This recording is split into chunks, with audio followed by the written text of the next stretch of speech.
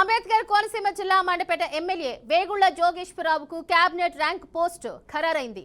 ఆయన రాష్ట్ర అంచనాల కమిటీ చైర్మన్ గా నియమితులు కానున్నారు. ఈ మేరకు ఆయనకు ప్రభుత్వం నుండి సమాచారం అందింది. టీడీపీ ద్వారా రాజకీయాల్లోకి వచ్చిన జోగేశ్వరరావు తొలుత మున్సిపల్ చైర్మన్ గా ఎన్నికయ్యారు. 2004 ఎన్నికల్లో అప్పటి ఆలమూరు నియోజకవర్గం నుండి టీడీపీ అభ్యర్థిగా పోటీ చేసి ఓటమి పాలయ్యారు. ఆ తర్వాత నియోజకవర్గాల పునర్విభజనలో 2009లో మండపేట నియోజకవర్గం ఏర్పాటైంది. అప్పటి నుండి వరుసగా ఆయన 4 సార్లు ఎమ్మెల్యేగా గెలిచారు. ఈ క్రమంలో చంద్రబాబు మంత్రివర్గంలో స్థానం లభిస్తుందని ఆ జిల్లా వాసులు, ఆయన అభిమానులు భావించారు. అయితే సామాజిక సమీకరణాల నేపథ్యంలో ఆయనకు చంద్రబాబు మంత్రివర్గంలో చోటు లభించలేదు. అయితే వేగుళ్లకు కేబినెట్ ర్యాంకు కట్టబెట్టేందుకు చంద్రబాబు నిర్ణయించిన నేపథ్యంలో అంచనాల కమిటీ చైర్మన్ గా మంత్రివర్గం ఎంపిక చేసింది. అధికారికంగా ఈ రోజు అసెంబ్లీలో చైర్మన్ తో పాటు మరో 8 మంది సభ్యులతో అంచనాల కమిటీని ప్రకటించనున్నారు. 2009 నుండి అనేక కమిటీల్లో సభ్యుడిగా వేగుళ్లకు పనిచేసిన అనుభవం ఉంది.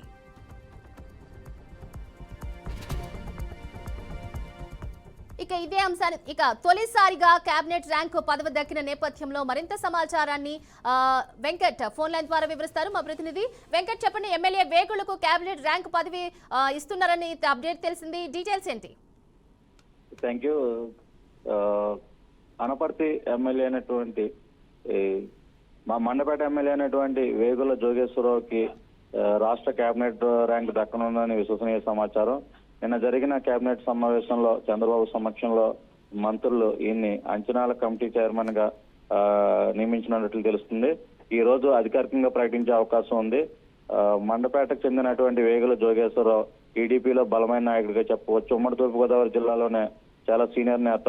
4 పర్యాయాలు ఎమ్మెల్యేగా పోటీ చేసి ఇక్కడ గెలుపొందారు. గత ప్రభుత్వంలో కూడా వైఎస్ఆర్సీపీ ప్రభుత్వంలో ఎన్నో అవమానాలు ఎందుకుని జైలు పాలు కూడా అయిన సందర్భాలు ఉన్నాయి. ఈ నేపథ్యంలో ఈయనకు ఈ పదవి దక్కడం పట్ల ఈ ప్రాంత వాసులు అయితే హర్షం వ్యక్తం చేస్తున్నారు. ముఖ్యంగా వేగుల జోగేశ్వరరావు గతంలో 4 పర్యాయాలుగా ఎమ్మెల్యే చేసినప్పటికీ కూడా ఈసారి మంత్రి వస్తుందని అందరూ ఊహించారు. అయితే ఆయనకి చివరి నిమిషంలో ఆయనకు మంత్రి దక్కలేదు. ఈ నేపథ్యంలో ఆయన అభిమానులు కూడా నిరాశ చెందిన పరిస్థితి అయితే ఉంది. అయితే తాజాగా దీనికి సంబంధించి ఈ రోజు అయితే అంచనాల కమిటీ చైర్మన్ గా ఆయన ఎన్నుకునే అవకాశం ఉన్నట్లు కనిపిస్తుంది. ఈ నేపథ్యంలో కూడా ఈ టీడీపీ శ్రేణుల మొత్తం కూడా హర్షం వ్యక్తం చేస్తున్న పరిస్థితి అయితే ఉంది. Okay, right. Thank you so much Venkat.